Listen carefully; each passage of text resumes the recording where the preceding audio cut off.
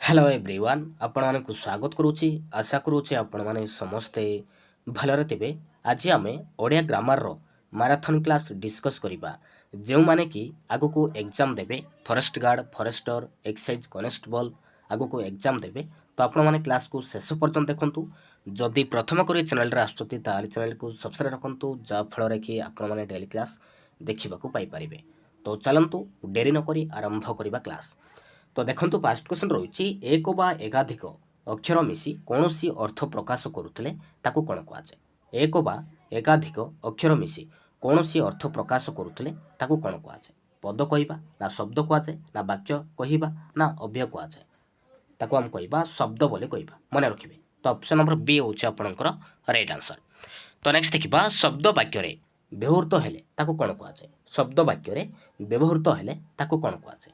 वाक्यांश ना शब्दांश ना खंडवाक्य ना पद कौन कुआजे ताको हम कहबा पद बोली कहबा मन रखिबे। शब्द वाक्य रे व्यवहृत हेले ताको हम कहबा पद। तो नेक्स्ट देखिबा शब्द व अर्थ मध्य थिबा संबंध को आमे कहा सहित तुलना करि परिबा। शब्द व अर्थ मध्य थिबा संबंध को आमे कहा सहित तुलना करि परिबा। शरीर व आत्मार संबंध को ना पृथ्वी व आकाशर संबंध को ना पृथ्वी व स्वर्ग संबंध को ना जल व वायुर संबंध को कहा सहित आमे तुलना करि परिबा। शब्द व अर्थ मध्य थिबा संबंध को मन रखिबे शरीर व आत्मार संबंध को आमे तुलना करि परिबा। तो ऑप्शन नंबर ए। तो नेक्स्ट देखिबा जेउ पद कौनसी नाम को प्रकाश करे ताकू की पद कहबा। विशेष्य ना विशेषण ना सर्वनाम ना अव्यय कहबा ताकू हम कहबा विशेष्य पद बोली कहबा। जेउ पद कौनसी नाम को प्रकाश करे ताकू हम कहबा विशेष्य पद बोली कहबा। तो ऑप्शन नंबर ए। तो नेक्स्ट देखिबा केउटी नामवाचक विशेष्य। तो चारिटी ऑप्शन देइछि। तो चारिटी ऑप्शन मध्य कोडा उठे नामवाचक विशेष पद कोडा।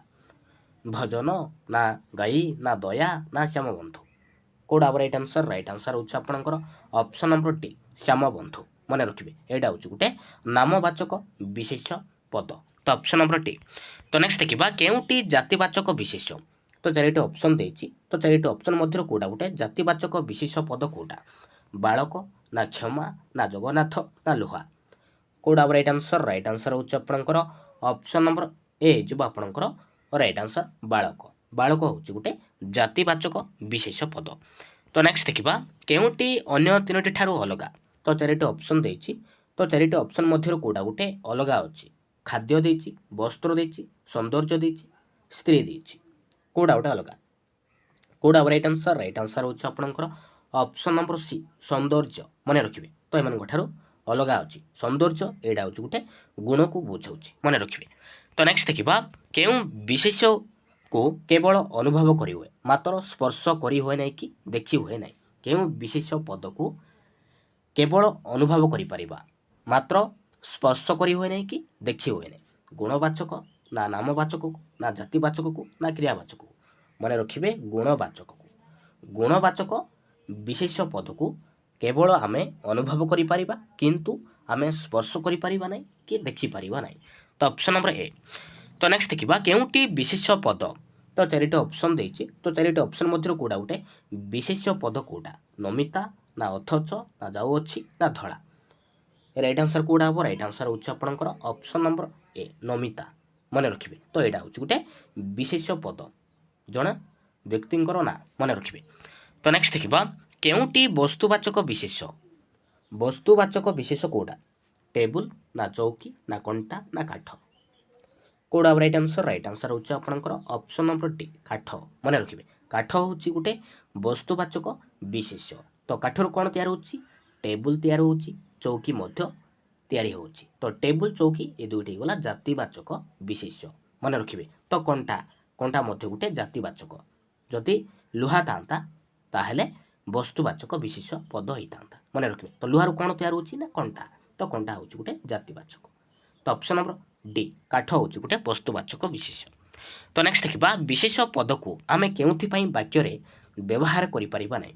कर्ता रूप रे ना कर्म रूप रे ना पूरक रूप रे ना अन्यर गुण रूप रे विशेष पद को आमे केउथि पई वाक्य रे व्यवहार करि परिबा नै कोन पई मन रखिबे अन्यर गुण रूप रे आमे व्यवहार करि परिबा नै। तो ऑप्शन नंबर डी होछि आपनकर राइट आंसर। तो नेक्स्ट देखिबा तो नेक्स्ट क्वेश्चन रहिछि कालिदासंको भारतर शेक्सपियर कुआजे रेखांकित पदटी ତ ଏଇଟା ଗୋଟେ କି ପ୍ରକାର ବିଶେଷ୍ୟ? ନାମବାଚକ ନା ଜାତିବାଚକ ନା ଗୁଣବାଚକ ନା କ୍ରିୟାବାଚକ? ମନେ ରଖିବେ ଏଇଟା ହେଉଛି ଗୋଟେ ଜାତିବାଚକ। ତ କାଳିଦାସ ଗୋଟେ ବ୍ୟକ୍ତିଙ୍କର ନାଁ। ତ କାଳିଦାସଙ୍କୁ କ'ଣ କୁହାଯାଏ? ନା ସେକ୍ସପିୟର କୁହାଯାଏ। ତ ସେଥିପାଇଁ ହେଇଗଲା ଜାତିବାଚକ। Option number P. ତ ନେକ୍ସଟ ଦେଖିବା ନାମବାଚକ ବିଶେଷକୁ ଆଉ କ'ଣ କୁହାଯାଏ? ଗୁଣବାଚକ କହିବା ନା ସଂଜ୍ଞାବାଚକ କୁହାଯାଏ ନା ବସ୍ତୁବାଚକ କୁହାଯାଏ ଜାତିବାଚକ କହିବା? ତାକୁ ଆମେ କହିବା ସଂଜ୍ଞାବାଚକ କହିବା। ନାମବାଚକ ବିଶେଷ ପଦକୁ ଆମେ କହିବା ସଂଜ୍ଞାବାଚକ ବିଶେଷ ପଦ ମଧ୍ୟ କହିବା। ତ ଅପସନ୍ ନମ୍ବର ବି। ତ ନେକ୍ସଟ ଦେଖିବା ପ୍ରତ୍ୟେକ ବସ୍ତୁ ବ୍ୟକ୍ତି ଜାତିକୁ ଚିହ୍ନାଇବା ପାଇଁ କେଉଁ ପଦର ସାହାଯ୍ୟ ନିଆଯାଏ? ବିଶେଷଣ ନା ବିଶେଷ୍ୟର ନା ସର୍ବନାମର ନା ଅବ୍ୟୟର? ମନେ ରଖିବେ ବିଶେଷ ପଦ ନିଆଯାଏ। ମନେ ରଖିବେ। ତ ଅପସନ୍ ନମ୍ବର ବି ହେଉଛି ଆପଣଙ୍କର ରାଇଟ୍ ଆନ୍ସର। ତ ନେକ୍ସଟ ଦେଖିବା ବାକ୍ୟରେ ଯାହା ବିଷୟରେ କିଛି କୁହାଯାଏ ତାକୁ କ'ଣ କୁହାଯାଏ? ବାକ୍ୟରେ ଯାହା ବିଷୟରେ କିଛି କୁହାଯାଏ ତାକୁ କ'ଣ କୁହାଯାଏ? ବିଧେୟ ନା କର୍ତ୍ତା ନା ଉଦ୍ଦିଷ୍ଟ ନା ଉଦ୍ଦେଶ୍ୟ? କ'ଣ କୁହାଯାଏ? ମନେ ରଖିବେ ତାକୁ ମୁଁ କହିବା ଉଦ୍ଦେଶ୍ୟ ବୋଲି କହିବା। ତ ଅପସନ୍ ନମ୍ବର ଡି। ତ ନେକ୍ସଟ ଦେଖିବା ବିଶେଷ ଏହି ନାମକରଣରୁ କ'ଣ ସୂଚିତ ହୁଏ? ବିଶେଷ ଏହି ନାମକରଣରୁ କ'ଣ ସୂଚିତ ହୋଇଥାଏ? କର୍ତ୍ତା ହେବା ପାଇଁ ଯୋଗ୍ୟ ନା କର୍ମ ହେବା ପାଇଁ ଯୋଗ୍ୟ ନା ବାକ୍ୟରେ ବିଶେଷ ଅଂଶର ଯୋଗ୍ୟ ନା ନାମ ହେବାର ଯୋଗ୍ୟ? ରାଇଟ୍ ଆନ୍ସର କେଉଁଟା ହେବ? ରାଇଟ୍ ଆନ୍ସର ହେଉଛି ଆପଣଙ୍କର ଅପସନ୍ ନମ୍ବର ସି ବାକ୍ୟରେ ବିଶେଷ ଅଂଶର ଯୋଗ୍ୟ। ତ ନେକ୍ସଟ ଦେଖିବା ପଦ କେତେ ପ୍ରକାର? ପଦ କେତେ ପ୍ରକାର? 5 ପ୍ରକାର ନା 6 ପ୍ରକାର ନା 2 ପ୍ରକାର ନା 3 ପ୍ରକାର?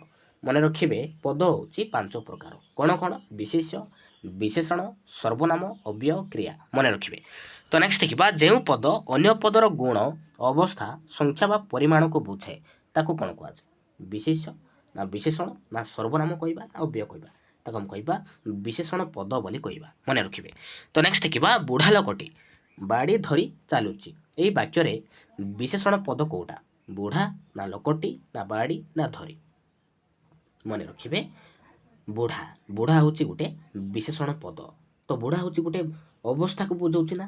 ତ ବିଶେଷଣ ପଦ କାହାକୁ କହିବା? ଯେଉଁ ପଦ ଅନ୍ୟ ପଦର ଗୁଣକୁ ବୁଝାଇବ, ଅବସ୍ଥାକୁ ବୁଝାଇବ, ସଂଖ୍ୟା ବା ପରିମାଣକୁ ବୁଝେ ତାକୁ ଆମେ କହିବା ବିଶେଷଣ ପଦ ବୋଲି କହିବା। ତ ବୁଢ଼ା ହେଉଛି ଗୋଟେ ବିଶେଷଣ ପଦ। ମନେ ରଖିବେ। ତ ଏଇଟା ହେଉଛି ଗୋଟେ ଅବସ୍ଥାକୁ ବୁଝାଉଛି। ତ ନେକ୍ସଟ ଦେଖିବା ଭଙ୍ଗାଘର। ଏଥିରେ ଭଙ୍ଗାଘରର କେଉଁ କଥା ପ୍ରକାଶ କରୁଛି? ଗୁଣକୁ ନା ଅବସ୍ଥାକୁ ନା ସଂଖ୍ୟାକୁ ନା ପରିମାଣକୁ? ମନେ ରଖିବେ ତ ଅବସ୍ଥାକୁ ବୁଝାଉଛି।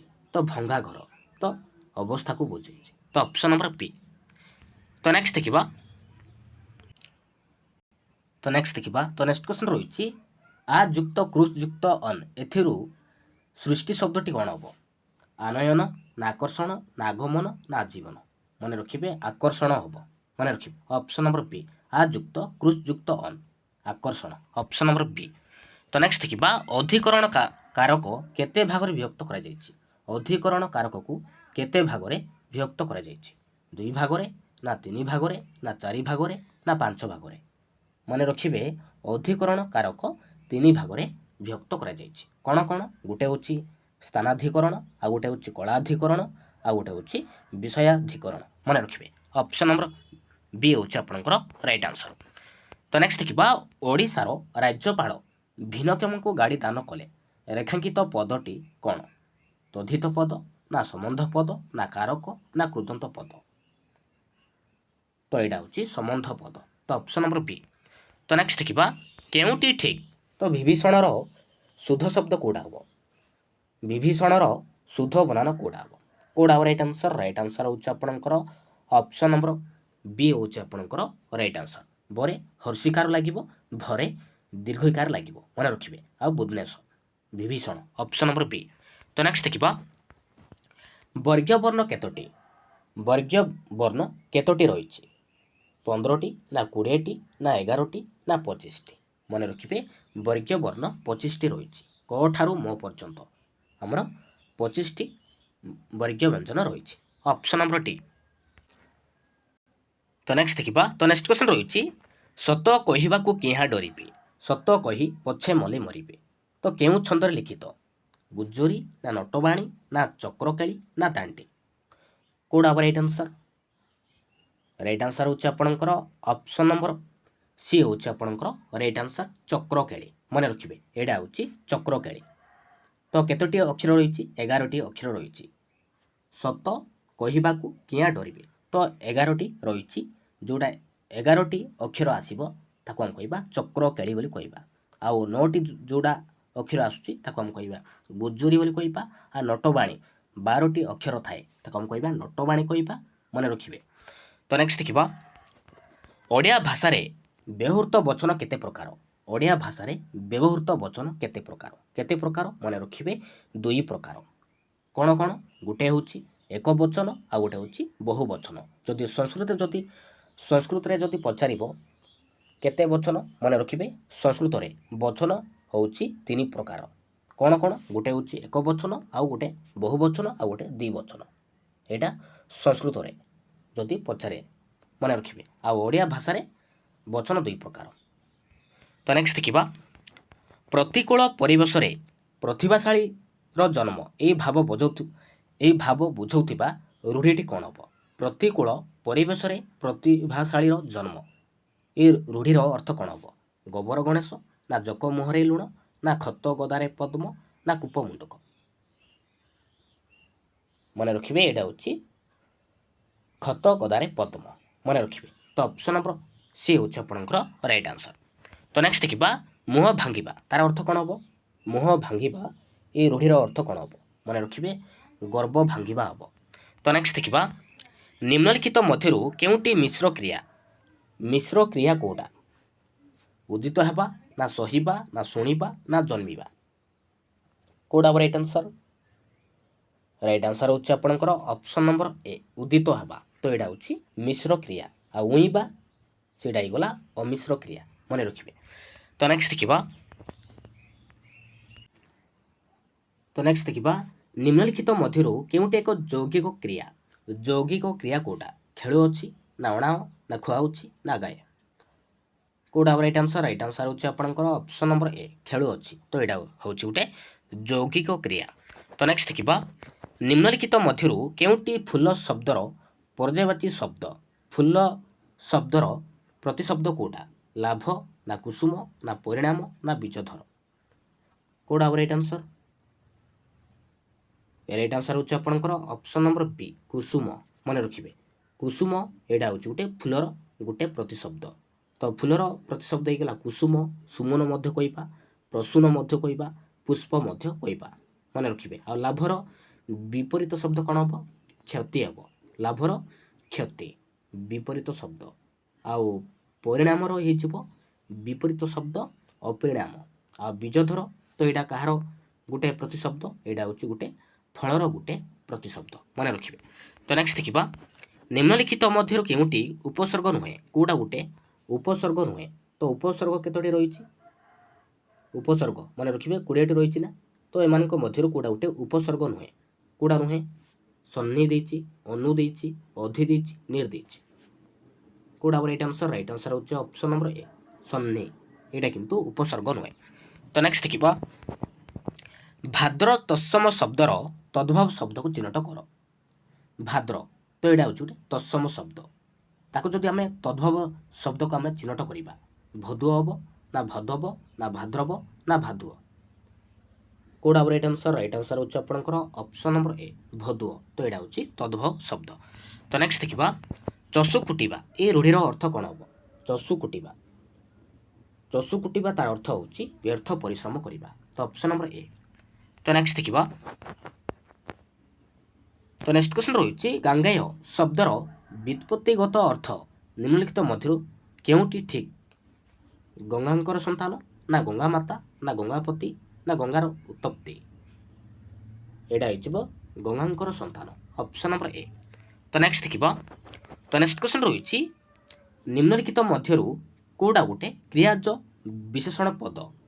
ମେଧାବୀ, ନା ସାମାନ୍ୟ, ନା ଶାନ୍ତିଶିଷ୍ଟ, ନା ଜଣାଶୁଣା? କ୍ରିୟାଜ ବିଶେଷଣ ପଦ କେଉଁଟା?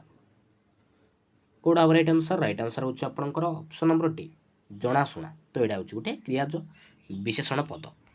ତ ନେକ୍ସଟ ଦେଖିବା, ଆ ଗଙ୍ଗାକୁ ଯଦି ଆମେ ବହୁ ପଦରେ ପ୍ରକାଶ କଲେ କ'ଣ ହେବ?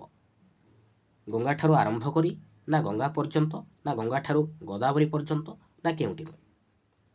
ଆ ଗଙ୍ଗା ତାକୁ ଯଦି ଆମେ ବହୁ ପଦରେ ପ୍ରକାଶ କଲେ କ'ଣ ହେବ? ମନେ ରଖିବେ ଗଙ୍ଗା ଠାରୁ ଆରମ୍ଭ କରି ହେବ। ତ ଅପସନ୍ ନମ୍ବର ଏ। ତ ନେକ୍ସଟ ଦେଖିବା କେଉଁଟି ଅଙ୍ଗାଙ୍ଗୀ ଭାବ ସମ୍ବନ୍ଧର ଉଦାହରଣ ଅଟେ? ଅଙ୍ଗାଙ୍ଗୀ ସମ୍ବନ୍ଧର ଉଦାହରଣ କେଉଁଟା? ନଦୀର ଜଳ, ନା ହାତୀର କାନ, ନା ଦେବଙ୍କ ଭକ୍ତ, ନା ସବୁଗୁଡ଼ିକ? ରାଇଟ୍ ଆନ୍ସର କେଉଁଟା ହେବ? ରାଇଟ୍ ଆନ୍ସର ହେଉଛି ଆପଣଙ୍କର ଅପସନ୍ ନମ୍ବର ବି, ହାତୀର କାନ। ମନେ ରଖିବେ ଅଙ୍ଗାଙ୍ଗୀ ତ କାନ ହେଉଛି ଗୋଟେ ହାତୀର ଗୋଟେ ଅଙ୍ଗ। ମନେ ରଖିବେ ଅପସନ୍ ନମ୍ବର ବି। ତ ନେକ୍ସଟ ଦେଖିବା ଶୁଦ୍ଧ ଶବ୍ଦଟି ଚିହ୍ନଟ କର। ତ ଚାରିଟି ଅପସନ୍ ଦେଇଛି। ତ ଚାରିଟି ଅପସନ୍ ମଧ୍ୟରୁ କେଉଁଟା ଗୋଟେ ଶୁଦ୍ଧ ଶବ୍ଦ କେଉଁଟା? ମିନତି। ତ ମିନତି ହେବନି, ମନେ ରଖିବେ ମିନତି ତରେ ହର୍ଷିକାର ଲାଗିବ, ତ ଏଇଟା ଭୁଲ ଅଛି। ଯାତାୟାତ, ତ ଏଇଟା ଠିକ୍ ଅଛି ମନେ ରଖିବେ। ଆଉ ରବୀନ୍ଦ୍ର, ରବୀନ୍ଦ୍ରରେ ମଧ୍ୟ ଭୁଲ ଅଛି, ବରେ ଦୀର୍ଘକାର ଲାଗିବ। ଆଉ ଶିକାରରେ ତାଳବ୍ୟସରେ ହର୍ଷିକାର ଲାଗିବ, ତ ଏଇଟା ମଧ୍ୟ ଭୁଲ ଅଛି। ତ ଯାତାୟାତ ଠିକ୍ ଅଛି। ତ ନେକ୍ସଟ ଦେଖିବା ପୟଦ ଶବ୍ଦର ଅର୍ଥ କ'ଣ? ପୟଦ ଶବ୍ଦର ଅର୍ଥ କ'ଣ ହେବ? ତାର ଅର୍ଥ ହେଉଛି ମେଘ। ମନେ ରଖିବେ ଅପସନ୍ ନମ୍ବର ଡି। ତ ନେକ୍ସଟ ଦେଖିବା ଖେଚର, ଏହାର ବିପରୀତ ଶବ୍ଦ କ'ଣ ହେବ? ଖେଚର। ଖେଚର ମାନେ କ'ଣ? ଖେଚର ହେଉଛି ଯେ ଆକାଶରେ ଉଡ଼େ, ଗୋଟେ ପକ୍ଷୀର ନାଁ। ମନେ ରଖିବେ ଖେଚରର ତାର ବିପରୀତ ଶବ୍ଦ ହେଇଯିବ ଭୂଚର। ଭୂଚର ମାନେ ଯିଏକି ସ୍ଥଳ ଭାଗରେ ଥାଏ, ତାକୁ ଆମେ କହିବା ଭୂଚର ବୋଲି କହିବା। ଆଉ ଖର୍ବକାୟର କ'ଣ ହେବ? ବିପରୀତ ଶବ୍ଦ କ'ଣ ହେବ? ଖର୍ବକାୟର ମନେ ରଖିବେ ଦୀର୍ଘକାୟ ହେବ। ଆଉ ଖାଲର ଢିପ ହେବ। ଆଉ ଗୋଲାର ଆସିଲା ଆଇଲା ମଧ୍ୟ ହେବ, ମନେ ରଖିବେ। ତ ନେକ୍ସଟ ଦେଖିବା ତ ନେକ୍ସଟ କ୍ୱେଶ୍ଚନ ରହିଛି ନିମ୍ନଲିଖିତ ଶବ୍ଦମାନଙ୍କ ମଧ୍ୟରୁ କେଉଁଟା ଗୋଟେ ପରି ଉପସର୍ଗ ଯୋଗେ ଗଠିତ? ପ୍ରତିକ୍ରିୟା, ନା ପରିପନ୍ଥୀ, ନା ପ୍ରତିକାର, ନା ପ୍ରତିଦିନ? ପରି ଉପସର୍ଗ କେଉଁଟା? କେଉଁଟା ରାଇଟ୍ ଆନ୍ସର? ରାଇଟ୍ ଆନ୍ସର ହେଉଛି ଆପଣଙ୍କର ଅପସନ୍ ନମ୍ବର ବି। ତ ପ୍ରଥମେ ରହିଛି ପରି, ତ ପରିପନ୍ଥୀ, ତ ପରି ଗୋଟେ ଉପସର୍ଗ, ତ ପରିପନ୍ଥୀ ହେଉଛି ଗୋଟେ ପରି ଉପସର୍ଗ। ତ ଅପସନ୍ ନମ୍ବର ବି ହେଉଛି ଆପଣଙ୍କର ଅପସନ୍ ନମ୍ବର ବି। ତ ନେକ୍ସଟ ଦେଖିବା ବୋଝ ଉପରେ ନଳିତା ବିଡ଼ା, ତାର ଅର୍ଥ କ'ଣ ହେବ? ବୋଝ ଉପରେ ନଳିତା ବିଡ଼ା, ତାର ଅର୍ଥ ହେଉଛି କଷ୍ଟ ଉପରେ କଷ୍ଟ, ଦୁଃଖ ଉପରେ ଦୁଃଖ, ମନେ ରଖିବେ। ତ ନେକ୍ସଟ ଦେଖିବା କେଉଁ ଯୋଡ଼ାଟି ଭିନ୍ନ ଶବ୍ଦ? କେଉଁ ଯୋଡ଼ା ଭିନ୍ନ ଶବ୍ଦ? ଗୋବିନ୍ଦ ବିଧାନ ଦେଇଛି, ନିରଜ ପଙ୍କଜ ଦେଇଛି, ପରିପୁଷ୍ଟ ବନପ୍ରିୟ ଦେଇଛି, ସମୀର ନୀର ଦେଇଛି। କେଉଁଟା ଭିନ୍ନ ଅଛି? ତ ଗୋବିନ୍ଦ ବିଧାନ, ତ ଏଇଟା ଗୋଟେ ପ୍ରତିଶବ୍ଦ, ନିରଜ ପଙ୍କଜ ମଧ୍ୟ ଗୋଟେ ପ୍ରତିଶବ୍ଦ, ପରିପୁଷ୍ଟ ବନପ୍ରିୟ ମଧ୍ୟ ଗୋଟେ ପ୍ରତିଶବ୍ଦକୁ ବୁଝାଉଛି। ତ ସମୀର ନୀର, ଦେଖନ୍ତୁ ସମୀର ତ ଏଇଟା କାହାର ଗୋଟେ ପ୍ରତିଶବ୍ଦ? ମନେ ରଖିବେ ସମୀର ହେଉଛି ଗୋଟେ ପବନର ପ୍ରତିଶବ୍ଦ। ଆଉ ନୀର ହେଉଛି ଗୋଟେ କାହାର ପ୍ରତିଶବ୍ଦ? ନା ଜଳର ପ୍ରତିଶବ୍ଦ। ତ ଏମାନଙ୍କ ମଧ୍ୟରୁ ଅପସନ୍ ନମ୍ବର ଡି, ତ ଏଇଟା ଅଲଗା ଅଛି, ଭିନ୍ନ ଅଛି, ମନେ ରଖିବେ ଅପସନ୍ ନମ୍ବର ଡି। ତ ନେକ୍ସଟ ଦେଖିବା ତ ନେକ୍ସଟ କ୍ୱେଶ୍ଚନ ରହିଛି ମୁଣ୍ଡକୁ ହାତ ପାଇନା, ତାର ଅର୍ଥ କ'ଣ ହେବ? ମୁଣ୍ଡକୁ ହାତ ପାଇନା, ଏ ରୂଢ଼ିର ଅର୍ଥ କ'ଣ ହେବ? କଳନା କରିବା, ନା ସୁଖରେ ଚଳିବା, ନା ରୋଜଗାରକ୍ଷମ ହେବା, ନା ସମର୍ଥ ହେବା? ମନେ ରଖିବେ ମୁଣ୍ଡକୁ ହାତ ପାଇନା, ତାର ଅର୍ଥ ହେଉଛି ସମର୍ଥ ହେବା। ତ ଅପସନ୍ ନମ୍ବର ଡି। ତ ନେକ୍ସଟ ଦେଖିବା ଅନୁରୋଧ କରିବା, ତାର ଅର୍ଥ କ'ଣ ହେବ? ଅନୁରୋଧ କରିବା, ତାର ଅର୍ଥ ହେଉଛି ହାତ ଧରିବା। ମନେ ରଖିବେ ଅନୁରୋଧ କରିବା, ହାତ ଧରିବା। ତ ନେକ୍ସଟ ଦେଖିବା ବେଦ ହେଉଛି ପୃଥିବୀର ପ୍ରାଚୀନତମ ଗ୍ରନ୍ଥ, ଏଠାରେ ପ୍ରାଚୀନତମ, ତ ଏଇଟା ଗୋଟେ କି ପ୍ରକାର ବିଶେଷଣ ପଦ? କ୍ରିୟାଜ ବିଶେଷଣ, ନା ବିଧେୟ ବିଶେଷଣ, ନା ତୁଳନାତ୍ମକ ବିଶେଷଣ, ନା ସଂଖ୍ୟାବାଚକ ବିଶେଷଣ? ପ୍ରାଚୀନତମ, ତ ମନେ ରଖିବେ ଏଇଟା ହେଉଛି ଗୋଟେ ତୁଳନାତ୍ମକ ବିଶେଷଣ ପଦ। ତ ନେକ୍ସଟ ଦେଖିବା ଏ ଉଡ଼ନ୍ତା ଚଢ଼େଇର ପର ଗଣିବା ପିଲା, ଉଡ଼ନ୍ତା, ତ ଏଇଟା ଗୋଟେ କି ପ୍ରକାର ପଦ? କ୍ରିୟାପଦ, ନା କ୍ରିୟା ବିଶେଷଣ ପଦ, ନା କ୍ରିୟାଜ ବିଶେଷଣ ପଦ, ନା କ୍ରିୟା ବିଶେଷଣର ବିଶେଷଣ? ଉଡ଼ନ୍ତା, ଉଡ଼ନ୍ତା ଚଳନ୍ତା, ମନେ ରଖିବେ ଏଇଟା ହେଉଛି କ୍ରିୟାଜ ବିଶେଷଣ ପଦ। ତ ଅପସନ୍ ନମ୍ବର ସି ହେଉଛି ଆପଣଙ୍କର ରାଇଟ୍ ଆନ୍ସର। ତ ନେକ୍ସଟ ଦେଖିବା ଦୁଇଟି କର୍ମପଦ ଗ୍ରହଣ କରୁଥିବା କ୍ରିୟାକୁ କ'ଣ କୁହାଯାଏ? ଦୁଇଟି କର୍ମପଦ ଗ୍ରହଣ କରୁଥିବା କ୍ରିୟାକୁ କ'ଣ କୁହାଯାଏ? ତ କ'ଣ କହିବା? ଦ୍ୱିକର୍ମକ କ୍ରିୟା ବୋଲି କହିବା। ତ ଅପସନ୍ ନମ୍ବର ସି। ତ ନେକ୍ସଟ ଦେଖିବା ପ୍ରାଥମିକ ସ୍ତରରେ ପାଠ୍ୟପୁସ୍ତକରେ କେତୋଟି ସ୍ୱରବର୍ଣ୍ଣ ଶିକ୍ଷା ଦିଆଯାଏ? କେତୋଟି ସ୍ୱରବର୍ଣ୍ଣ ରହିଛି? 11ଟି, ନା 12ଟି, ନା 16ଟି, ନା 6ଟି? ମନେ ରଖିବେ 11ଟି ସ୍ୱରବର୍ଣ୍ଣ ରହିଛି, ମନେ ରଖିବେ। ତ ନେକ୍ସଟ ଦେଖିବା କେଉଁଟି ସଂଯୋଗ ଅବ୍ୟପଦ କେଉଁଟା ନୁହେଁ? ସଂଯୋଗ ଅବ୍ୟୟ ପଦ କୋଉଟା ନୁହେଁ? ମାତ୍ର ତ ଏଇଟା ହେଉଛି ଗୋଟେ ସଂଯୋଗ ଅବ୍ୟୟ ପଦ, କିନ୍ତୁ ଓ ଏବଂ ଏସବୁ ହେଉଛି ସଂଯୋଗ ଅବ୍ୟୟ ପଦ, କିନ୍ତୁ ପ୍ରକୃତି କିନ୍ତୁ ନୁହେଁ। ତ ଅପସନ୍ ନମ୍ବର ବି ହେଉଛି ଆପଣଙ୍କର ରାଇଟ୍ ଆନ୍ସର। ତ ନେକ୍ସଟ ଦେଖିବା। ତ ନେକ୍ସଟ କ୍ୱେଶ୍ଚନ ରହିଛି କପାଳ ଫାଟିବା ଏ ରୂଢ଼ିର ଅର୍ଥ କ'ଣ ହେବ? ମଥା ଫାଟିଯିବା, ନା ସର୍ବନାଶ ହେବା, ନା ମନ ଫାଟିଯିବା, ନା ଛାତି ଫାଟିଯିବା। କପାଳ ଫାଟିବା ତାର ଅର୍ଥ ହେଉଛି ସର୍ବନାଶ ହେବା। ଅପସନ୍ ନମ୍ବର ବି। ତ ନେକ୍ସଟ ଦେଖିବା ବରଡ଼ା ପତ୍ର ପରି ଥରିବା ଏ ରୂଢ଼ିର ଅର୍ଥ କ'ଣ ହେବ? ତାର ଅର୍ଥ ହେଉଛି ଆପଣଙ୍କର ଭୟରେ ଛାନିଆ ହୋଇ ଥରିବା। Option number A. ତ ନେକ୍ସଟ ଦେଖିବା କୌଣସି ବ୍ୟକ୍ତି ନିଜ ଅଞ୍ଚଳରେ ସମ୍ମାନ ନ ପାଇବା ଏ ରୂଢ଼ିର ଅର୍ଥ କ'ଣ ହେବ? କୌଣସି ବ୍ୟକ୍ତି ନିଜ ଅଞ୍ଚଳରେ ସମ୍ମାନ ନ ପାଇବା ତାର ଅର୍ଥ ହେଉଛି ଗାଁ କନିଆ ସିଂଘାଣୀ ନାକି। ମନେ ରଖିବେ। Option number A. ତ ନେକ୍ସଟ ଦେଖିବା କାଲଠାରେ କାଲମା ଜାଣେ ଏହି ଲୋକବାଣୀର ଅର୍ଥ କ'ଣ ହେବ? ତାର ଅର୍ଥ ହେଉଛି ଆପଣଙ୍କର ନିଜର ପାଖ ଲୋକ ସବୁ ଜାଣିପାରିବା। ମନେ ରଖିବେ, ନିଜର ପାଖ ଲୋକ ସବୁ ଜାଣିପାରିବା। ତ ଅପସନ୍ ନମ୍ବର ବି। ତ ନେକ୍ସଟ ଦେଖିବା ଯତ୍ନ କଲେ ରତ୍ନ ମିଳେ ତାର ଅର୍ଥ କ'ଣ ହେବ? ଯତ୍ନ କଲେ ରତ୍ନ ମିଳେ ତାର ଅର୍ଥ ହେଉଛି ଅଧ୍ୟବସାୟ ସଫଳତାର ଚାବିକାଠି। Option number C. ତ ନେକ୍ସଟ ଦେଖିବା ଅସମ୍ଭବ ସମ୍ଭବ ହେବା ଏ ରୂଢ଼ିର ଅର୍ଥ କ'ଣ ହେବ? ଅସମ୍ଭବ ସମ୍ଭବ ହେବା ତାର ଅର୍ଥ ହେଉଛି ଉଷୁନା ଧାନ ଗଜା ହେବା। Option number A. ତ ନେକ୍ସଟ ଦେଖିବା ମୁଣ୍ଡକୁ ତେନ୍ତୁଳିଆ ବିଛା କାମୁଡ଼ିବା ଏ ରୂଢ଼ିର ଅର୍ଥ କ'ଣ ହେବ? ମୁଣ୍ଡକୁ ତେନ୍ତୁଳିଆ ବିଛା କାମୁଡ଼ିବା ଏହି ରୂଢ଼ିର ଅର୍ଥ କ'ଣ ହେବ? ତାର ଅର୍ଥ ହେଉଛି ଆପଣଙ୍କର ଭୀଷଣ ଚିନ୍ତାରେ ପଡ଼ିବା। Option number C. ତ ନେକ୍ସଟ ଦେଖିବା ହାତ କରିବା ତାର ଅର୍ଥ କ'ଣ ହେବ? ହାତ କରିବା ଏହି ରୂଢ଼ିର ଅର୍ଥ କ'ଣ ହେବ? ତାର ଅର୍ଥ ହେଉଛି କୌଶଳରେ ଆୟତ୍ତ କରିବା। ତ ନେକ୍ସଟ ଦେଖିବା ମନ ଘର ଧରିବା ତାର ଅର୍ଥ କ'ଣ ହେବ? ମନ ଘର ଧରିବା ଏହି ରୂଢ଼ିର ଅର୍ଥ କ'ଣ ହେବ? ତାର ଅର୍ଥ ହେଉଛି ଅସୁବିଧାରୁ ପଡ଼ି ସଚେତନ ହେବା। ଅପସନ୍ ନମ୍ବର ବି। ତ ନେକ୍ସଟ ଦେଖିବା ଫଟେଇ ହେବା ତାର ଅର୍ଥ କ'ଣ ହେବ? ଫଟେଇ ହେବା ଏହି ରୂଢ଼ିର ଅର୍ଥ କ'ଣ ହେବ? ତାର ଅର୍ଥ ହେଉଛି ଗୋଟିଏ କଥାକୁ ବାରମ୍ବାର ପଚାରିବା। ମନେ ରଖିବେ, ଗୋଟିଏ କଥାକୁ ବାରମ୍ବାର ପଚାରିବା। ତ ଅପସନ୍ ନମ୍ବର ବି ହେଉଛି ଆପଣଙ୍କର ରାଇଟ୍ ଆନ୍ସର। ତ ନେକ୍ସଟ ଦେଖିବା ଦାନ ଶବ୍ଦଟିକୁ ବିଶେଷଣ ରୂପରେ ପ୍ରୟୋଗ କଲେ କ'ଣ ହେବ? ଦାନ ଶବ୍ଦଟିକୁ ବିଶେଷଣ ରୂପରେ ପ୍ରୟୋଗ କଲେ କ'ଣ ହେବ? ଦେବା ହେବ, ନା ଦେଲା ହେବ, ନା ଦତ୍ତ ହେବ, ନା ଦାତା ହେବ? ମନେ ରଖିବେ, ଦତ୍ତ ହେବ। ତ ଅପସନ୍ ନମ୍ବର ସି ହେଉଛି ଆପଣଙ୍କର ରାଇଟ୍ ଆନ୍ସର। ତ ନେକ୍ସଟ ଦେଖିବା। ତ ନେକ୍ସଟ କ୍ୱେଶ୍ଚନ ରହିଛି ଯୁକ୍ତ ଶବ୍ଦ ଗୁଡ଼ିକ ମୂଳ ଅର୍ଥ ହରାଇ ଏକ ବିଶେଷ ଅର୍ଥ ପ୍ରକାଶ କଲେ ସେସବୁକୁ କ'ଣ କୁହାଯାଏ? ଯୁକ୍ତ ଶବ୍ଦ ଗୁଡ଼ିକ ମୂଳ ଅର୍ଥ ହରାଇ ଏକ ବିଶେଷ ଅର୍ଥ ପ୍ରକାଶ କଲେ ସେସବୁକୁ କ'ଣ କୁହାଯାଏ? ରୂଢ଼ ଶବ୍ଦ କହିବା, ନା ଯୋଗରୂଢ଼ ଶବ୍ଦ କହିବା, ନା ମୌଳିକ ଶବ୍ଦ କହିବା, ନା ଯୌଗିକ କହିବା?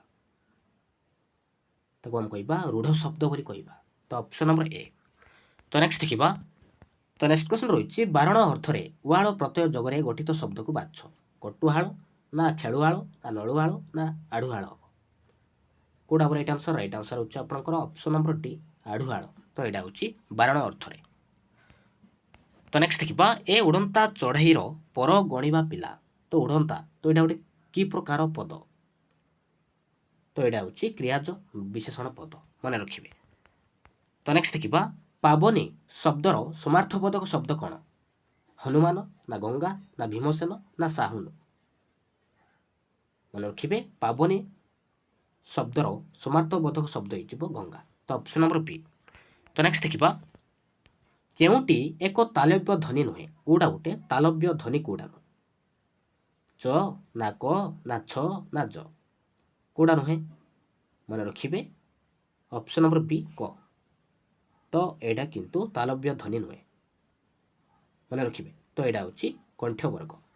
ତ ନେକ୍ସଟ ଦେଖିବା କେଉଁ ଅବ୍ୟୟଟି ଅନେକ ସ୍ଥଳରେ ଶବ୍ଦ ପରେ ବ୍ୟବହୃତ ହୋଇଥାଏ? ଉପକଣ୍ଠ, ନା ଅନୁରୂପ, ନା ଯଦ୍ୟାପି, ନା ରକ୍ତା? କେଉଁଟା ରାଇଟ୍ ଆନ୍ସର? ରାଇଟ୍ ଆନ୍ସର ହେଉଛି ଆପଣଙ୍କର ଅପସନ୍ ନମ୍ବର ସି ଯଦ୍ୟାପି। ମନେ ରଖିବେ। ତ ନେକ୍ସଟ ଦେଖିବା ଦୁଇଟି କର୍ମପଦ ଗ୍ରହଣ କରୁଥିବା କ୍ରିୟାକୁ କ'ଣ କୁହାଯାଏ? କ'ଣ କୁହାଯାଏ? ତାକୁ ଆମେ କହିବା ଦ୍ୱିକର୍ମକ କ୍ରିୟା ବୋଲି କହିବା। ଦ୍ୱିକର୍ମକ କ୍ରିୟା କୁହାଯାଏ। ତ ନେକ୍ସଟ ଦେଖିବା ଆରାଧ୍ୟ ଶବ୍ଦର ବିପରୀତ ଶବ୍ଦ କ'ଣ ହେବ? ଆରାଧ୍ୟ ଶବ୍ଦର ବିପରୀତ ଶବ୍ଦ ହେଇଯିବ ଆରାଧକ। Option number C. ତ ନେକ୍ସଟ ଦେଖିବା କାଠପଲ। କାଠପଲ ପଦଟି କେଉଁ ସମାସ ଯୋଗେ ନିଷ୍ପନ୍ନ ହୋଇଛି? କର୍ମଧାରାୟ ନା ଦିଗୁ ନା ବହୁବ୍ରୀ ନା ଦ୍ୱନ୍ଦ୍ୱ? ତ ଏଇଟା ହେଉଛି କର୍ମଧାରାୟ, ମନେ ରଖିବେ। ତ ନେକ୍ସଟ ଦେଖିବା ନିମ୍ନୋକ୍ତ ମଧ୍ୟରୁ କେଉଁଟି ଅଲଗା? ଆଜାଦ ନା ନାରାଜ ନା କଲମ ନା କାଗଜ? କେଉଁଟା ଅଲଗା ଅଛି? ମନେ ରଖିବେ ନାରାଜ ଅଲଗା ଅଛି। ତ ଅପସନ୍ ନମ୍ବର ବି ହେଉଛି ଆପଣଙ୍କର ରାଇଟ୍ ଆନ୍ସର। ତ ନେକ୍ସଟ ଦେଖିବା ଲିଆ ପ୍ରତ୍ୟୟରେ କାହାର ଆଗମ ହୁଏ? ଇକାରର ନା ଆକାରର ନା ଉକାରର ନା ଐକାରର? ଲିଆ ପ୍ରତ୍ୟୟରେ କାହାର ଆଗମ ହୋଇଥାଏ? କାହାର? ମନେ ରଖିବେ ଏଇଟା ହେଉଛି ଆପଣଙ୍କର ଆକାରର ଆଗମ ହୋଇଥାଏ। ତ ନେକ୍ସଟ ଦେଖିବା କଳାକନା ବୁଲିଯିବା। କଳାକନା ବୁଲିଯିବା ତାର ଅର୍ଥ କ'ଣ ହେବ? ତାର ଅର୍ଥ ହେଉଛି ସର୍ବନାଶ ହେବା। ତ ନେକ୍ସଟ ଦେଖିବା ତ ନେକ୍ସଟ କ୍ୱେଶ୍ଚନ ରହିଛି ଗାଉଁ ଗାଉଁ ହେବା ଏଇ ରୂଢ଼ିର ଅର୍ଥ କ'ଣ? ଗାଉଁ ଗାଉଁ ହେବା ତାର ଅର୍ଥ ହେଉଛି ବିରକ୍ତି ପ୍ରକାଶ କରିବା। ତ ଅପସନ୍ ନମ୍ବର ସି ହେଉଛି ଆପଣଙ୍କର ରାଇଟ୍ ଆନ୍ସର।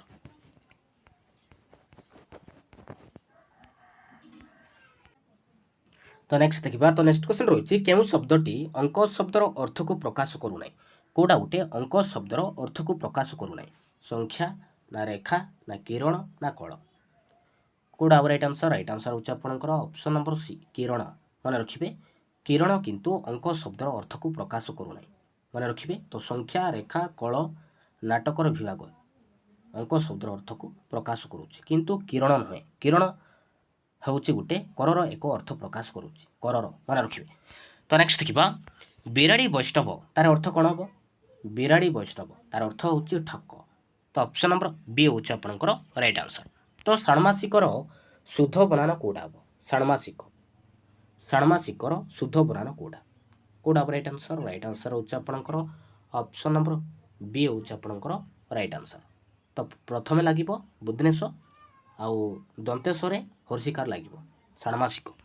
ତ ନେକ୍ସଟ ଦେଖିବା ଢକେ ପି ଦଣ୍ଡେଚି ଏଇ ଲୋକବାଣୀର ଅର୍ଥ କ'ଣ ହେବ? ଢକେ ପି ଦଣ୍ଡେଚି ତାର ଅର୍ଥ ହେଉଛି କଷ୍ଟେ ମଷ୍ଟେ କୌଣସି ମତେ ଚଳିବା। Option number D. ତ ନେକ୍ସଟ ଦେଖିବା କବାଟଟି ଖୋଲିଗଲା। ତ ଏଇଟା ଗୋଟେ କି ପ୍ରକାର ବାଚ୍ୟ? କର୍ତ୍ତୃବାଚ୍ୟ ନା କର୍ମବାଚ୍ୟ ନା ଭାବବାଚ୍ୟ ନା କର୍ମ କର୍ତ୍ତୃବାଚ୍ୟ? ତ ଏଇଟା ହେଉଛି କର୍ମ କର୍ତ୍ତୃବାଚ୍ୟ। ତ ଅପସନ୍ ନମ୍ବର ଡି ହେଉଛି ଆପଣଙ୍କର ରାଇଟ୍ ଆନ୍ସର। ତ ନେକ୍ସଟ ଦେଖିବା ପୋଖରୀରେ ମାଛ ଫୁଟୁଛନ୍ତି କେଉଁ ଅର୍ଥରେ ବ୍ୟବହାର କରାଯାଇଛି? କେଉଁ ଅର୍ଥରେ? ମନେ ରଖିବେ ଫୁଟୁକି ମାରୁଛନ୍ତି। Option number D. ତ ନେକ୍ସଟ ଦେଖିବା ଦ୍ୱିତୀଯୁକ୍ତ ୟ ଦ୍ୱୈତ ଏଥିରେ ୟ ପ୍ରତ୍ୟୟ କେଉଁ ଅର୍ଥରେ ହୋଇଛି? ସମ୍ବନ୍ଧ ଅର୍ଥରେ ନା ଭାବ ଅର୍ଥରେ ନା କର୍ମ ଅର୍ଥରେ ନା ଅପତ୍ୟ ଅର୍ଥରେ? ଏଇଟା ହେଉଛି ଆପଣଙ୍କର ଅପତ୍ୟ ଅର୍ଥରେ ହୋଇଛି। Option number D. ତ ନେକ୍ସଟ ଦେଖିବା ଅନ୍ଧ ବୁଝାମଣା এই ରୂଢ଼ିର ଅର୍ଥ କ'ଣ ହେବ? ତାର ଅର୍ଥ ହେଉଛି ଅନ୍ୟାୟ ବିଚାର, ମନେ ରଖିବେ ଅପସନ୍ ନମ୍ବର ସି। ତ ନେକ୍ସଟ ଦେଖିବା ଠିକ୍ ଶବ୍ଦଟି ବାଛ। ଦୂରବସ୍ଥାର ଶୁଦ୍ଧ ବନାନ କେଉଁଟା ହେବ? ଦୂରାବସ୍ଥା ହେବ ନା ଦୂରବସ୍ଥା ହେବ? କେଉଁଟା ହେବ ରାଇଟ୍ ଆନ୍ସର? ରାଇଟ୍ ଆନ୍ସର ହେଉଛି ଆପଣଙ୍କର ଅପସନ୍ ନମ୍ବର ବି ହେଉଛି ଆପଣଙ୍କର ରାଇଟ୍ ଆନ୍ସର। ଦରେ ହର୍ଷୁକାର ଲାଗିବ ଦୂରବସ୍ଥା ହେବ, ମନେ ରଖିବେ। ତ ନେକ୍ସଟ ଦେଖିବା କେଉଁ ପଦଟି ତଦ୍ଧିତ ଚିହ୍ନ? କେଉଁଟା ଗୋଟେ ତଦ୍ଧିତ ପଦ କେଉଁଟା? ରାବଣୀ ନା ମଣ୍ଡଣୀ ନା ଖଞ୍ଜଣୀ ନା ଶୁଣାଣି? ତ ରାବଣୀ ହେଇଗଲା ତଦ୍ଧିତ ପଦ। ତ ନେକ୍ସଟ ଦେଖିବା ଦିଗମ୍ବର ସନ୍ଧି ବିଚ୍ଛେଦ କଲେ କ'ଣ ହେବ? ଦିଗମ୍ବରକୁ ଯଦି ଆମେ ସନ୍ଧି ବିଚ୍ଛେଦ କଲେ କ'ଣ ହେବ? ଦିକ୍ ଯୁକ୍ତ ଗମ୍ଭର ନା ଦିକ୍ ଯୁକ୍ତ ଅମ୍ବର ନା ଦିକ୍ ଯୁକ୍ତ ଅମ୍ବର ନା ଦିକ୍ ଯୁକ୍ତ ଅମ୍ବର? କେଉଁଟା ହେବ ରାଇଟ୍ ଆନ୍ସର? ରାଇଟ୍ ଆନ୍ସର ହେଉଛି ଆପଣଙ୍କର ଅପସନ୍ ନମ୍ବର ସି ଦିକ୍ ଯୁକ୍ତ ଅମ୍ବର ଦିଗମ୍ବର। Option number C. ତ ନେକ୍ସଟ ଦେଖିବା କେଉଁ ଶବ୍ଦଟି ସମ ପର୍ଯ୍ୟାୟବାଚୀ ଶବ୍ଦ ନୁହେଁ? ଯୋଗୀ ନା ମୁନି ନା ଋଷି ନା ରୋଗୀ? ଅପସନ୍ ନମ୍ବର ଡି ହେଉଛି ଆପଣଙ୍କର ରାଇଟ୍ ଆନ୍ସର। ଏଇଟା କିନ୍ତୁ ପ୍ରତିଶବ୍ଦ ନୁହେଁ। ତ ଯୋଗୀ ମୁନି ଋଷି ଗୋଟେ ଅର୍ଥକୁ ପ୍ରକାଶ କରୁଛି କିନ୍ତୁ ରୋଗୀ ନୁହେଁ। ତ ନେକ୍ସଟ ଦେଖିବା ଠିକ୍ ଶବ୍ଦଟି ବାଛ। ତ ବିନୀତର ଶୁଦ୍ଧ ବନାନ କେଉଁଟା ହେବ? ବିନୀତ କେଉଁଟା ହେବ ରାଇଟ୍ ଆନ୍ସର? ରାଇଟ୍ ଆନ୍ସର ହେଉଛି ଆପଣଙ୍କର ଅପସନ୍ ନମ୍ବର ସି ବରେ ହର୍ଷିକାର ଲାଗିବ ନରେ ଦୀର୍ଘଇକାର ଲାଗିବ ବନିତ। Option number C. ତ ନେକ୍ସଟ ଦେଖିବା କେଉଁ ସମୟ ପର୍ଯ୍ୟାୟବାଚୀ ଶବ୍ଦ କେଉଁଟା ନୁହେଁ? କେଉଁଟା ଗୋଟେ ସମ ପର୍ଯ୍ୟାୟବାଚୀ ଶବ୍ଦ କେଉଁଟା ନୁହେଁ? ଉତ୍କଳ ଦୀପିକା ନା ଉତ୍କଳିକା ନା ଉତ୍କଳ ପୁତ୍ର ନା ଉତ୍କଳ ପ୍ରସଙ୍ଗ। ରାଇଟ୍ ଆନ୍ସର୍ କେଉଁଟା ହେବ? ରାଇଟ୍ ଆନ୍ସର୍ ହେଉଛି ଆପଣଙ୍କର ଅପସନ୍ ନମ୍ବର ପି ଉତ୍କଳିକା ନୁହେଁ। ତ ନେକ୍ସଟ ଦେଖିବା ପକ୍ଷୀର ଗାନ ଏହାକୁ ଗୋଟିଏ ଶବ୍ଦରେ ପ୍ରକାଶ କଲେ କ'ଣ ହେବ? ହେସା ହେବ ନା ଭ୍ରମଣ ହେବ ନା କାକୁଳି ହେବ ନା ସନ ହେବ? କ'ଣ ହେବ ମନେ ରଖିବେ? କାକୁଳି ହେବ। Option number C. ତ ନେକ୍ସଟ ଦେଖିବା ବୃକ୍ଷଲତା ତ ଆମର ବନ୍ଧୁ ଏଥିରେ ଅବ୍ୟପଦ କେଉଁଟା? ବୃକ୍ଷଲତା ତ ଆମର ବନ୍ଧୁ ତ ଏଥିରେ ଅବ୍ୟପଦ କେଉଁଟା? ବୃକ୍ଷଲତା ନା ତ ନା ଆମର ନା ବନ୍ଧୁ? କେଉଁଟା ହେବ ରାଇଟ୍ ଆନ୍ସର୍? ରାଇଟ୍ ଆନ୍ସର୍ ହେଉଛି ଆପଣଙ୍କର ଅପସନ୍ ନମ୍ବର ବି ତ। ତ ହେଉଛି ଗୋଟେ ଅବ୍ୟପଦ। ତ ଓ ଏବଂ କିନ୍ତୁ ଅଥବା ଏସବୁ ହେଉଛି ଅବ୍ୟପଦ। ତ ନେକ୍ସଟ ଦେଖିବା ମଧୁରତାର ପରଶ ରାଶି ଏହାର ପରପାଦଟି କ'ଣ ହେବ? ସମୀର ଧୀର ପଡ଼େଇ ଝାସି ନା ହରାଇ ଗଛ ପତର ରାଶି ନା ଜୀବନେ ମୋର ଯାଉଛି ମିଶି ନା ପବନ ସାଥେ ଆସୁଛି ଭାସି ହେବ? ମଧୁରତାର ପରଶ ରାଶି ଏହାର ପରପାଦଟି କ'ଣ ହେବ? ମନେ ରଖିବେ ପବନ ସାଥେ ଆସୁଛି ଭାସି ହେବ। ଅପସନ୍ ନମ୍ବର ଟି। ତ ନେକ୍ସଟ ଦେଖିବା ଘୃଣା କରିବା ତାର ଅର୍ଥ କ'ଣ ହେବ? କାନ ପାରିବା ନା ଆଖି ପକାଇବା ନା ନାକ ଟେକିବା ନା କପାଳ ଫାଟିବା? ମନେ ରଖିବେ ନାକ ଟେକିବା। ଘୃଣା କରିବା ତାର ଅର୍ଥ ହେଉଛି ନାକ ଟେକିବା। ତ ନେକ୍ସଟ ଦେଖିବା କେଉଁ ପଦଟି କୃଦନ୍ତ ପଦ କେଉଁଟା? କୃଦନ୍ତ ଶବ୍ଦ କେଉଁଟା? କେଉଁଟା ହେବ ରାଇଟ୍ ଆନ୍ସର୍? ରାଇଟ୍ ଆନ୍ସର୍ ହେଉଛି ଆପଣଙ୍କର ଅପସନ୍ ନମ୍ବର ଡି ପ୍ରଭାବ। ତ ଏଇଟା ହେଉଛି କୃଦନ୍ତ ଶବ୍ଦ। ତ ନେକ୍ସଟ ଦେଖିବା ମୂଳରୁ ଦୁଷ୍ଟ ଏହି ଲୋକବାଣୀର ଅର୍ଥ କ'ଣ ହେବ? ତୁଳସୀ ଦୁଇ ପତ୍ରରୁ ବାସେ ନା ବିଛୁ ହାତୀ ଦୁଇ ପତ୍ରରୁ କୁଣ୍ଡେଇ ହୁଏ ନା ବଣ ବିଛୁ ହାତୀ ନା ଅଳିଆରୁ ଗଛା? ରାଇଟ୍ ଆନ୍ସର୍ ହେଉଛି ଆପଣଙ୍କର ଅପସନ୍ ନମ୍ବର ସି ବଣ ବିଛୁ ହାତୀ। ତ ଏଇଟା ହେଉଛି ମୂଳରୁ ଦୁଷ୍ଟ।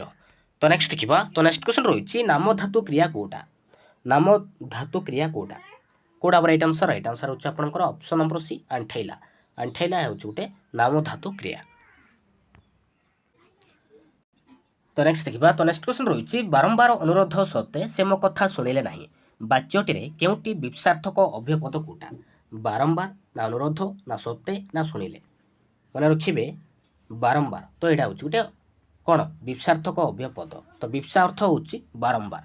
ତ ବାରମ୍ବାର ହେଇଗଲା ଥରକୁ ଥର ପୁନଃ ପୁନଃ ଘନ ଘନ ଏସବୁ ହେଉଛି ବିପ୍ସାର୍ଥକ ଅଭ୍ୟପଦ। ତ ନେକ୍ସଟ ଦେଖିବା କେଉଁ ଶବ୍ଦଟିର ଉପସର୍ଗ ବ୍ୟବହାର କରାଯାଇଛି?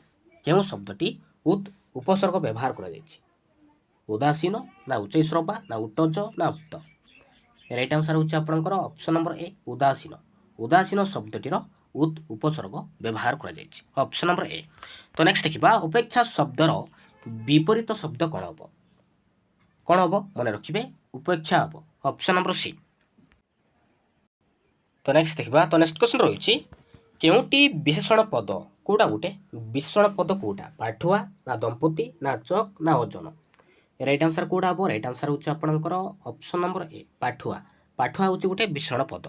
ତ ନେକ୍ସଟ ଦେଖିବା କେଉଁଟା ଗୋଟେ କ୍ରିୟାଯୁକ୍ତ ରୂଢ଼ି କେଉଁଟା? ତ ଚାରିଟି ଅପସନ୍ ଦେଇଛି। ତ ଚାରିଟି ଅପସନ୍ ମଧ୍ୟରୁ କେଉଁଟା ଗୋଟେ କ୍ରିୟାଯୁକ୍ତ ରୂଢ଼ି କେଉଁଟା? ନାଟର ଗୋବର୍ଦ୍ଧନ ନା ହାଟ ମଧ୍ୟ ବ୍ରହ୍ମଜ୍ଞାନ ନା ମୁଣ୍ଡରେ ଅଠା ବଳି ଦେବା ନା ଅହିନକୁଳ ସମ୍ପର୍କ? କେଉଁଟା ହେବ ରାଇଟ୍ ଆନ୍ସର୍? ରାଇଟ୍ ଆନ୍ସର୍ ହେଉଛି ଆପଣଙ୍କର ଅପସନ୍ ନମ୍ବର ସି ହେଉଛି ଆପଣଙ୍କର ରାଇଟ୍ ଆନ୍ସର୍ ମୁଣ୍ଡରେ ଅଠା ବଳି ଦେବା। ତ ଏଇଟା ହେଉଛି କ୍ରିୟାଯୁକ୍ତ ରୂଢ଼ି। ତ କ୍ରିୟାଯୁକ୍ତ ରୂଢ଼ି କାହାକୁ କୁହାଯାଏ? ଯେଉଁ ପଦରେ କି କ୍ରିୟାପଦ ଥାଏ ତାକୁ ଆମେ କହିବା କ୍ରିୟାଯୁକ୍ତ ରୂଢ଼ି ବୋଲି କହିବା। ଯେଉଁ ପଦରେ କି କ୍ରିୟାପଦ ନଥାଏ ତାକୁ ଆମେ କହିବା କ୍ରିୟାହୀନ ରୂଢ଼ି ବୋଲି କହିବା। ତ ନାଟର ଗୋବର୍ଦ୍ଧନ ହାଟ ମଧ୍ୟ ବ୍ରହ୍ମଜ୍ଞାନ ଅହିନକୁଳ ସମ୍ପର୍କ ଏ ତିନୋଟି ହେଉଛି କ୍ରିୟାହୀନ ରୂଢ଼ି। ତ ମୁଣ୍ଡରେ ଅଠା ବଳି ଦେବା ତ ଏଇଟା ହେଉଛି କ୍ରିୟାଯୁକ୍ତ ରୂଢ଼ି। ତ ନେକ୍ସଟ ଦେଖିବା ଯେ ସେ ଯାହାର ତାହାର ଯେତେ ସେତେ ତ ଏହି ପଦଗୁଡ଼ିକ କି ପ୍ରକାର ସର୍ବନାମ ପଦ? ମନେ ରଖିବେ ଏଗୁଡ଼ିକ ହେଉଛି ସମ୍ବନ୍ଧବାଚକ ସର୍ବନାମ ପଦ। ମନେ ରଖିବେ। ତ ଅପସନ୍ ନମ୍ବର ସି ହେଉଛି ଆପଣଙ୍କର ରାଇଟ୍ ଆନ୍ସର୍।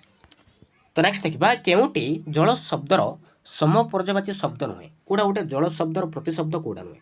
କେଉଁଟା ନୁହେଁ ମନେ ରଖିବେ ରସା ନୁହେଁ। ତମ୍ବୁ ତୟ ପୟ ଜୀବନ ସଳିଳ ଉଦକ ଘନରସ ଜୀବନ ବାରି ଏସବୁ ହେଉଛି ଜଳର ଗୋଟେ ଗୋଟେ ପ୍ରତିଶବ୍ଦ କିନ୍ତୁ ରସା ନୁହେଁ। ତ ଶୟନ ତ ଏଇଟା ଗୋଟେ କେଉଁ ପଦ? ଶୟନ ହେଉଛି ଗୋଟେ ବିଶେଷ ପଦ। ତ ବିଶେଷ ପଦ କାହାକୁ କୁହାଯାଏ? ଯେଉଁ ପଦ କୌଣସି ବ୍ୟକ୍ତି ଜାତି ବସ୍ତୁ ଗୁଣ ବା କ୍ରିୟାର ନାମକୁ ବୁଝେ ତାକୁ ଆମେ କହିବା ବିଶେଷ ପଦ ବୋଲି କହିବା। ତ ନେକ୍ସଟ ଦେଖିବା କେଉଁ ବାକ୍ୟରେ ପ୍ରେରଣାର୍ଥକ କ୍ରିୟା ବ୍ୟବହାର କରାଯାଇଛି? କେଉଁ ବାକ୍ୟରେ ପ୍ରେରଣାର୍ଥକ କ୍ରିୟାର ବ୍ୟବହାର କରାଯାଇଛି? ଶିଶୁଟି ଧୀରେ ଧୀରେ ପେଟେଇଲା ନା ବାର୍ଷିକ କ୍ରୀଡ଼ା ପ୍ରତିଯୋଗିତାରେ ଦୌଡ଼ୁଥିବା ବେଳେ ଗୋପାଳ ପଛେଇ ଗଲା ନା ଏକ ଭୋଟ ଗ୍ରହଣ କେନ୍ଦ୍ରରେ ଜଣେ ଭିନ୍ନକ୍ଷମ ନାଗରିକଙ୍କ ପାଇଁ ପ୍ରେଜେଣ୍ଟିଂ ଅଫିସର ହୁଇଲ୍ ଚେୟାରଟିଏ ମଗାଇଲେ, ନା ସେ ଘରର ବଡ଼ ପୁଅ ହୋଇ ମଧ୍ୟ କୌଣସି ଦାୟିତ୍ୱ ମୁଣ୍ଡାଇଲେ ନାହିଁ। କେଉଁ ବାକ୍ୟରେ ପ୍ରେରଣାର୍ଥ କ୍ରିୟା ବ୍ୟବହାର କରାଯାଇଛି? ମନେ ରଖିବେ ଅପସନ୍ ନମ୍ବର ସି, ଏକ ଭୋଟ ଗ୍ରହଣ କେନ୍ଦ୍ରରେ ଜଣେ ଭିନ୍ନକ୍ଷମ ନାଗରିକଙ୍କ ପାଇଁ ପ୍ରେଜେଣ୍ଟିଂ ଅଫିସର ହୁଇଲ୍ ଚେୟାରଟିଏ ମଗାଇଲେ, ତ এই ବାକ୍ୟରେ ପ୍ରେରଣାର୍ଥ କ୍ରିୟାର ବ୍ୟବହାର କରାଯାଇଛି। Option number C. ତ ନେକ୍ସଟ ଦେଖିବା, କେଉଁ ବର୍ଣ୍ଣର ସାଙ୍କେତିକ ରୂପ ନାହିଁ? କେଉଁ ବର୍ଣ୍ଣର ସାଙ୍କେତିକ ରୂପ ନୁହେଁ? କୋଉଟା ନୁହେଁ? କୋଉଟା ରାଇଟ୍ ଆନ୍ସର? ରାଇଟ୍ ଆନ୍ସର ହେଉଛି ଆପଣଙ୍କର ଅପସନ୍ ନମ୍ବର ଏ ହେଇଯିବ ଆପଣଙ୍କର ରାଇଟ୍ ଆନ୍ସର ଅବର୍ଣ୍ଣର ସାଙ୍କେତିକ ରୂପ ନାହିଁ। ତ ନେକ୍ସଟ ଦେଖିବା, ବାକ୍ୟ ମଧ୍ୟରେ ଘୃଣା ଓ ସନ୍ଦେହ ପ୍ରକାଶ ପାଉଥିଲେ କେଉଁ ବିରାମ ଚିହ୍ନ ଦିଆଯାଏ? ପୂର୍ଣ୍ଣଚ୍ଛେଦ, ନା ବିସ୍ମୟସୂଚକ, ନା ଉଦ୍ଧୃତ, ନା ବନ୍ଧନୀ? ରାଇଟ୍ ଆନ୍ସର କୋଉଟା ହେବ? ରାଇଟ୍ ଆନ୍ସର ହେଉଛି ଆପଣଙ୍କର ଅପସନ୍ ନମ୍ବର ବି ହେଉଛି ଆପଣଙ୍କର ରାଇଟ୍ ଆନ୍ସର, ବିସ୍ମୟ ସୂଚକ ଚିହ୍ନ ଦିଆଯାଏ। ତ ନେକ୍ସଟ ଦେଖିବା, କେଉଁ ବାକ୍ୟଟିରେ ଅଶୁଦ୍ଧି ନାହିଁ? କେଉଁ ବାକ୍ୟରେ ଅଶୁଦ୍ଧି ନାହିଁ? ପ୍ରାଚୀନ ଗହନରେ ସୂର୍ଯ୍ୟ ଅସ୍ତ ହେଲେ, ନା ଲେମ୍ବୁ ଅତି ଚିପୁଡ଼ିଲେ ପିତା, ନା ରାଜାଙ୍କ ବିରୁଦ୍ଧରେ ପ୍ରଜାମାନେ ଯୁଦ୍ଧ କଲେ, ନା ସାବଧାନତାର ସହ ଉତ୍ତର ଲେଖ। କେଉଁ ବାକ୍ୟରେ ଅଶୁଦ୍ଧି ନାହିଁ? ମନେ ରଖିବେ, ଲେମ୍ବୁ ଅତି ଚିପୁଡ଼ିଲେ ପିତା। ତ ଏହି ବାକ୍ୟରେ ଅଶୁଦ୍ଧି ନାହିଁ, ମନେ ରଖିବେ। ତ ନେକ୍ସଟ ଦେଖିବା, ତ ନେକ୍ସଟ କ୍ୱେଶ୍ଚନ ରହୁଛି, ପରିଶ୍ରମ ଫଳ ମଧୁର, ତାର ଅର୍ଥ କ'ଣ ହେବ? ପରିଶ୍ରମ ଫଳ ମଧୁର, ଏହି ରୂଢ଼ିର ଅର୍ଥ କ'ଣ ହେବ? ଏହି ଲୋକବାଣୀର ଅର୍ଥ କ'ଣ ହେବ? ବସିବା ଠାରୁ କାଶିବା ଭଲ, ନା ହାତ ଅଳସେ ନିଶ ବଙ୍କା, ନା ପେଟ ପୋଷ ନାହିଁ ଦୋଷ, ନା ଯତ୍ନ କଲେ ରତ୍ନ ମିଳେ। କୋଉଟା ରାଇଟ୍ ଆନ୍ସର? ରାଇଟ୍ ଆନ୍ସର ହେଉଛି ଆପଣଙ୍କର ଅପସନ୍ ନମ୍ବର ଡି ହେଉଛି ଆପଣଙ୍କର ରାଇଟ୍ ଆନ୍ସର, ଯତ୍ନ କଲେ ରତ୍ନ ମିଳେ। ପରିଶ୍ରମ ଫଳ ମଧୁର, ତାର ଅର୍ଥ ହେଉଛି ଯତ୍ନ କଲେ ରତ୍ନ ମିଳେ। ଆଉ ବସିବା ଠାରୁ କାଶିବା ଭଲ, ଏଇଟା ହେଉଛି ବସି ନ ରହି ସର୍ବଦା କିଛି ନା କିଛି କାମ କରିବା ଭଲ। ଆଉ ହାତ ଅଳସେ ନିଶ ବଙ୍କା, ତାର ଅର୍ଥ ହେଉଛି ଅଳସୁଆ ଦୁଃଖ ପାଏ। ଆଉ ପେଟ ପୋଷ ନାହିଁ ଦୋଷ, ତାର ଅର୍ଥ ହେଉଛି ବଞ୍ଚିବା ପାଇଁ ଯେକୌଣସି ବୃତ୍ତି ଗ୍ରହଣ କରିବାରେ ଦୋଷ ନଥାଏ। ତ ନେକ୍ସଟ ଦେଖିବା, କେଉଁଟି କୃଦନ୍ତ ପଦ? କୃଦନ୍ତ ପଦ କୋଉଟା? ଶାସକ, ନା ନବୀନ, ନା ସାମାଜିକ, ନା ଜାତୀୟ? ରାଇଟ୍ ଆନ୍ସର ହେଉଛି ଆପଣଙ୍କର ଅପସନ୍ ନମ୍ବର ଏ, ଶାସକ। ଶାସକ ହେଉଛି ଗୋଟେ କୃଦନ୍ତ ପଦ। ତ ନେକ୍ସଟ ଦେଖିବା, ତ ନେକ୍ସଟ କ୍ୱେଶ୍ଚନ ରହିଛି, କେଉଁ ଶୁଦ୍ଧ ଶବ୍ଦ କୋଉଟା? ଅବଶୋଷର ଶୁଦ୍ଧ ବନାନ କୋଉଟା ହେବ? କୋଉଟା ହେବ ରାଇଟ୍ ଆନ୍ସର? ରାଇଟ୍ ଆନ୍ସର ହେଉଛି ଆପଣଙ୍କର ଅପସନ୍ ନମ୍ବର ସି, ଅବଶୋଷ। ତାଲବ୍ୟ ଶରେ ଅକାର ଲାଗିବ, ତାପରେ ବୁଦ୍ଧନେଶ, ଅବଶୋଷ। ତ ନେକ୍ସଟ ଦେଖିବା, ଐକିକ ଶବ୍ଦର ବିପରୀତ ଶବ୍ଦ କ'ଣ ହେବ? ଐକିକ ଶବ୍ଦର ବିପରୀତ ଶବ୍ଦ ହେଇଯିବ ପାରତ୍ରିକ, ଅପସନ୍ ନମ୍ବର ସି। ତ ନେକ୍ସଟ ଦେଖିବା, କେଉଁଟି ସମ୍ୟକ ଶବ୍ଦର ସମପର୍ଯ୍ୟବାଚୀ ଶବ୍ଦ ନୁହେଁ? ବିଶଦ, ନା ପ୍ରାଞ୍ଜଳ, ନା ସଂକ୍ଷିପ୍ତ, ନା ବିସ୍ତୃତ? ରାଇଟ୍ ଆନ୍ସର ହେଉଛି ଆପଣଙ୍କର ଅପସନ୍ ନମ୍ବର ସି, ସଂକ୍ଷିପ୍ତ। ତ ଏଇଟା କିନ୍ତୁ ସମ୍ୟକ ଶବ୍ଦର ସମପର୍ଯ୍ୟବାଚୀ ଶବ୍ଦ ନୁହେଁ। ତ ନେକ୍ସଟ ଦେଖିବା, ସନ୍ଥ ବିନୋବାଙ୍କ ଜୀବନୀ ସମସ୍ତେ ପାଠ କରିବା ଉଚିତ, ଏଥିରେ ବିଶେଷଣ ପଦ କୋଉଟା? ସନ୍ଥ, ନା ସମସ୍ତେ, ନା ଜୀବନୀ, ନା ପାଠ? ତ ସନ୍ଥ ହେଉଛି ଗୋଟେ ବିଶେଷଣ ପଦ। ଏବେ ଦେଖିବା ଲାଷ୍ଟ କ୍ୱେଶ୍ଚିନ୍, ପରି ଉପସର୍ଗଟି କେଉଁ ଅର୍ଥରେ ବ୍ୟବହୃତ ହୋଇଛି? ନିଷିଦ୍ଧ ଅର୍ଥରେ, ନା ବ୍ୟାପ୍ତି ଅର୍ଥରେ, ନା ନିକଟ ଅର୍ଥରେ, ନା ବ୍ୟତିକ୍ରମ ଅର୍ଥରେ? ମନେ ରଖିବେ, ଏଇଟା ହେଉଛି ବ୍ୟାପ୍ତି ଅର୍ଥରେ ବ୍ୟବହୃତ ହୋଇଛି। ତ option number P. Thank you.